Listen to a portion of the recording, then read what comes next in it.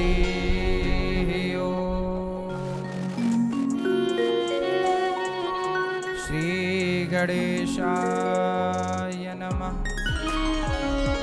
श्री सरस्वत्यै नमः। श्रीमते रामानुजाय नमः। नारायणं नमस्कृत्य नरं चैव नरोत्तमं देवीं सरस्वतीं व्यासं ततो जयमुदीरये।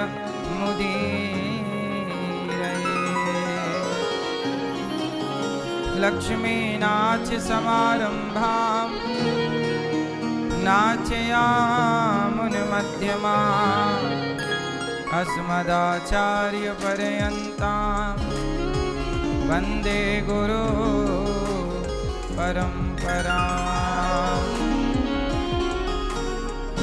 जय जय श्री राधारमण, जय जय नवल किशोर, जय गोपी चित चोर प्रभु, जय जय माखन चोर। जय जय माखन चोर। राधा मेरी मात है, पिता मेरे घनश्याम, इन दोनों के चरणों में मेरा कोटि कोटि प्रणाम। मेरा कोटि कोटि प्रणाम। आए हो तो प्रेम से लो हरि का नाम, सब भक्तों को अनिरुद्ध की जय जय राधे श्याम। जय जय राधे श्याम, जय जय राधे श्याम, जय जय सीताराम। जय जय श्री कृष्णा,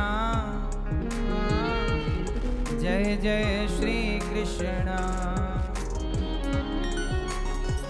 जय जय श्री राधा रमण, जय जय नवल किशोर, जय गोपी चित चोर प्रभु,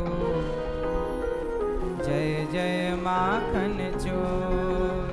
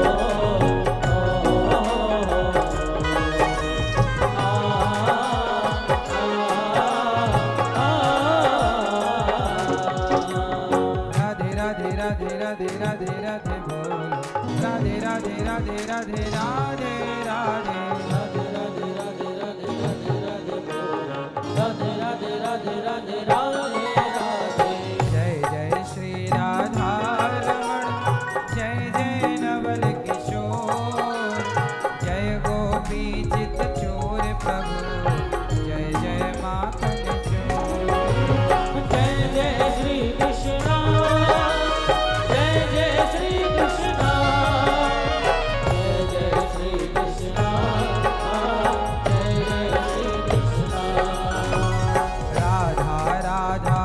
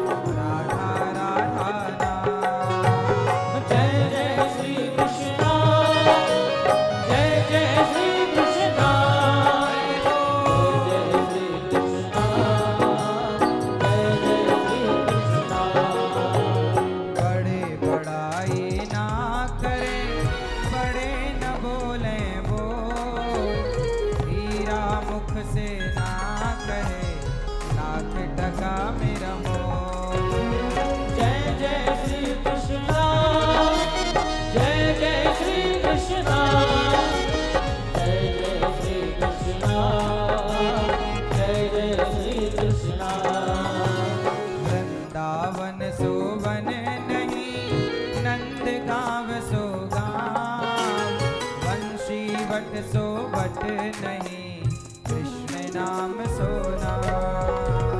जय जय श्री कृष्णा, जय जय श्री कृष्णा, कृष्णा हरि बोल, जय जय श्री कृष्णा।